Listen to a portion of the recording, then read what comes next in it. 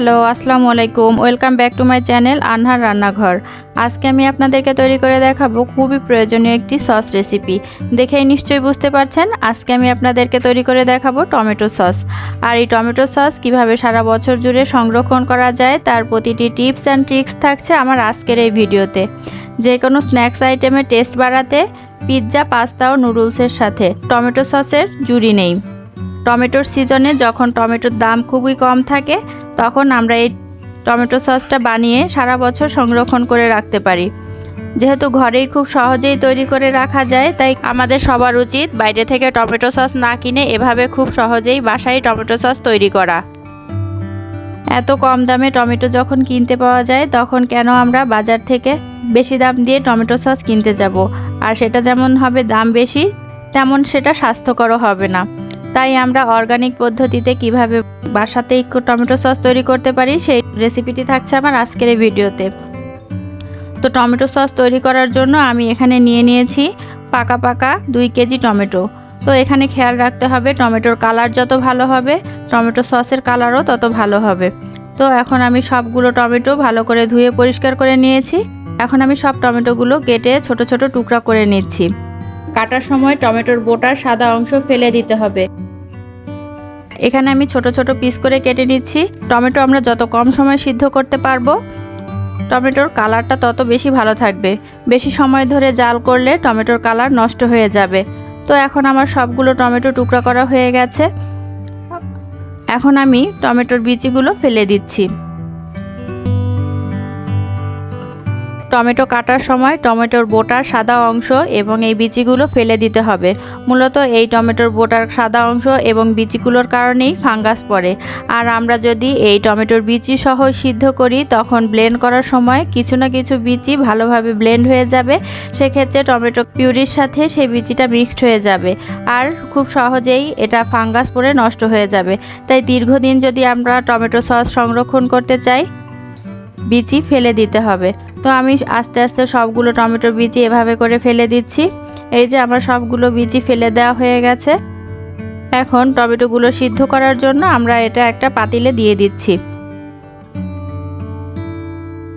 তো এখানে আমি দিয়ে দিচ্ছি বেশ কিছু রসুনের কোয়া এবং স্বাদ মতো লবণ। লবণ কিন্তু এ পর্যায়ে দিতে হবে, কারণ লবণ দেওয়ার কারণে টমেটো থেকে খুব সহজেই পানি বের হয়ে যাবে। আর আমি এখানে কোনো পানি ব্যবহার করব না। এখানে আপনারা আপনাদের ইচ্ছা মতো ইনগ্রিডিয়েন্টস ব্যবহার করতে পারেন। তো আমি খুব সহজ পদ্ধতিতে খুব কম মশলা ব্যবহার করে টমেটো সসটা তৈরি করব। এই পর্যায়ে লো হিটে 5 মিনিট জাল করার পরই দেখা যাবে যে পানি বের হয়ে গেছে। তো এই যে দেখতেই পাচ্ছেন 5 মিনিট পরে কতটা পানি বের হয়ে গেছে। তো এই পর্যায়ে আমি চুলার আঁচটা বাড়িয়ে দিতে পারি। তো এখন আমি চুলার আঁচটা বাড়িয়ে দিয়ে আবার কিছুক্ষণ রান্না করব। তো এভাবে কিছুক্ষণ রান্না করার পর দেখতে পাচ্ছেন আমার টমেটোগুলো খুব ভালোভাবে সিদ্ধ হয়ে গেছে। এখন আমি এই টমেটোগুলো একটা সাইডে রেখে দেব ঠান্ডা হওয়ার জন্য। ঠান্ডা হওয়ার পরে আমি এগুলো একটা ব্লেন্ডারের জারে নিয়ে নিচ্ছি।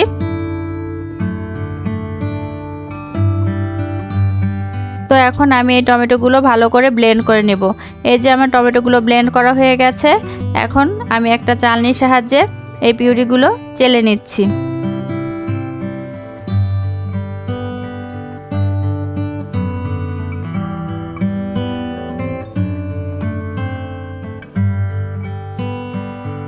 আমি এই যে টিপস অ্যান্ড ট্রিক্সগুলো আপনাদেরকে বলবো সেগুলো যদি আপনারা ফলো করেন তাহলে আপনারা দীর্ঘদিন টমেটো সসগুলো সংরক্ষণ করতে পারবেন। তো দেখতেই পাচ্ছেন চালনি দিয়ে চালার পর বেশ কিছু খোসা এখানে রয়ে গেছে। এভাবে সবগুলো টমেটো পিউরি আমি চালনির সাহায্যে খুব ভালোভাবে চেলে নেব। এই যে এখানে আমার সবগুলো পিউরি খুব ভালোভাবে চেলে নেওয়া হয়ে গেছে। টমেটোর এই পিউরি আমি একটা পাতিলে ঢেলে নিচ্ছি। তো এই পর্যায়ে চুলার আঁচটা মিডিয়াম লোতে রেখে আমাদের অনবরত নেড়েচেড়ে সসটা তৈরি করতে হবে। এ পর্যায়ে নাড়াচাড়া বন্ধ করা যাবে না। নাড়াচাড়া বন্ধ করলে টমেটো সস নিচে লেগে যেতে পারে।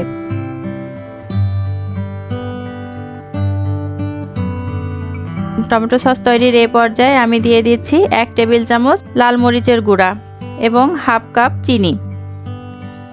মরিচের গুঁড়া একটু বেশি দিলে টমেটো সসের কালারটা দেখতে সুন্দর হয় এবং খেতেও ভালো লাগে। আর চিনি আপনারা আপনাদের টেস্ট অনুযায়ী বাড়িয়ে কমিয়ে দিতে পারেন। তো এই পর্যায়ে ভালোভাবে নেড়েচেড়ে আমি টমেটো সসটা তৈরি করে নেব। এখানে চুলার আঁচটা মিডিয়াম লোতে রেখে টমেটো সস তৈরি করতে হবে। চুলার আঁচ যদি বেশি থাকে টমেটো সস তৈরির সময় ছিটে গায়ে লাগতে পারে। টমেটো সস পারফেক্টভাবে তৈরি হয়েছে কিনা সেটা চেক করার জন্য এভাবে আমি একটা পিসের উপর নিয়ে দিচ্ছি। এটা খুব সহজেই যদি পড়ে যায় তাহলে আরও কিছুক্ষণ জাল করতে হবে। তো দেখতেই পাচ্ছেন টমেটো সস নিচের দিকে খুব দ্রুত গড়িয়ে পড়ে যাচ্ছে, তো আমাদের এটা আরও কিছুক্ষণ জাল করতে হবে। তো এই পর্যায়ে আমি দিয়ে দিচ্ছি 1 টেবিল চামচ কর্নফ্লাওয়ার এবং হাফ কাপ ভিনেগার। কর্নফ্লাওয়ার এবং ভিনেগার আমি ভালো করে মিক্সড করে নিচ্ছি। এখানে আমি কোনো পানি ব্যবহার করছি না। তো এটা ভালো করে মিক্সড করে আমি টমেটো সসের মধ্যে দিয়ে দিচ্ছি। এখানে কর্নফ্লাওয়ার ব্যবহার করার কারণ হচ্ছে এখানে যদি আমরা কর্নফ্লাওয়ার ব্যবহার করি তাহলে সস ঠান্ডা করে রেখে দেওয়ার পর উপরে কোনো পানি ভেসে উঠবে না। আর যদি আমরা কর্নফ্লাওয়ার এখানে ব্যবহার না করি তো দেখা যাচ্ছে যে কতদিন রাখার পর উপর থেকে সস আর পানি আলাদা হয়ে উপর থেকে পানি ভেসে থাকবে।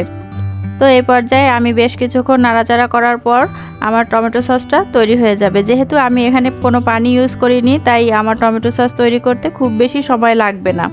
তো এখন আমি আবারও একটু চেক করে নিচ্ছি।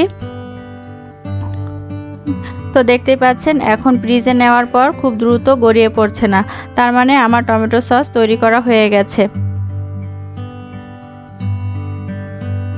তো এই পর্যায়ে আমি আরেকটা টিপস আপনাদের সাথে শেয়ার করছি, সেটি হচ্ছে 2 কেজি টমেটো পিউরির জন্য আমি এখানে ব্যবহার করেছি 1 কাপ কেনা টমেটো সস। এখানে কেনা টমেটো সস ইউজ করার কারণ হচ্ছে কেনা টমেটো সসে যে প্রিজারভেটিভ থাকে সেই প্রিজারভেটিভের কারণে আমাদের টমেটো সসটাও আর নষ্ট হবে না। এমনি নর্মালভাবে আমরা যখন টমেটো সস তৈরি করি তখন দেখা যায় যে কিছুদিন রাখার পরেই টমেটো সসটা নষ্ট হয়ে যায়, কিন্তু আমরা যদি এই টেকনিকটা ফলো করি তাহলে 6 মাসেরও বেশি সময় বাসায় বানানো টমেটো সস আমরা সংরক্ষণ করতে পারবো। আমি এই টিপসটি ফলো করি, আপনাদের যদি ভালো লেগে থাকে আপনারাও ফলো করতে পারেন। এখন টমেটো সস ঠান্ডা হওয়ার পর আমি এভাবে একটা আইস হোল্ডারে টমেটো সসগুলো নিয়ে নিয়েছি।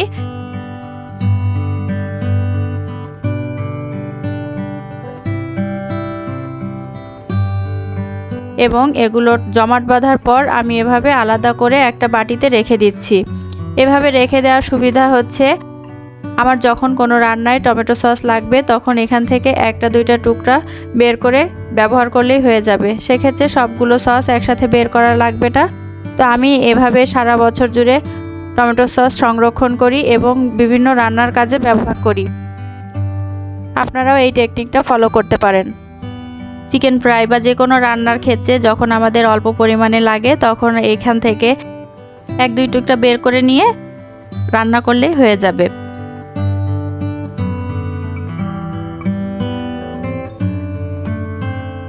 টমেটো সস সংরক্ষণ করার জন্য এরকম কাচের পাত্র ব্যবহার করার চেষ্টা করবেন এবং পাত্রটা ভালো করে পরিষ্কার করে শুকিয়ে নিতে হবে। পাত্রতে যেন কোনো রকম কোনো পানি না থাকে। পাত্রে যদি পানি থাকে তাহলে খুব দ্রুত সস নষ্ট হয়ে যেতে পারে। আর যে কোনো সস বা খাবার সংরক্ষণ করার জন্য কাচের পাত্র ইউজ করা ভালো। কাচের পাত্র ইউজ করলে এর গুণগত মান ভালো থাকে। আর একটা বিষয় খেয়াল রাখবেন, ফ্রিজ থেকে বের করার পর খুব বেশি সময় বাইরে রাখবেন না। দেখা যাচ্ছে যে ফ্রিজ থেকে বের করে আপনি দীর্ঘ সময় বাইরে রেখে দিলেন, মনে থাকলো না, আবার ভিতরে রেখে দিলেন। এভাবে করলে যে কোনো খাবারই খুব দ্রুত নষ্ট হয়ে যায়।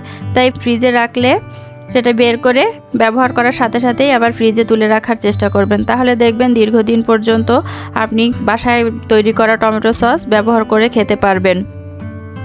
আর মশলার ব্যাপারে সেটা আপনারা আপনাদের স্বাদ অনুযায়ী যে কোনো মশলা ইউজ করতে পারেন।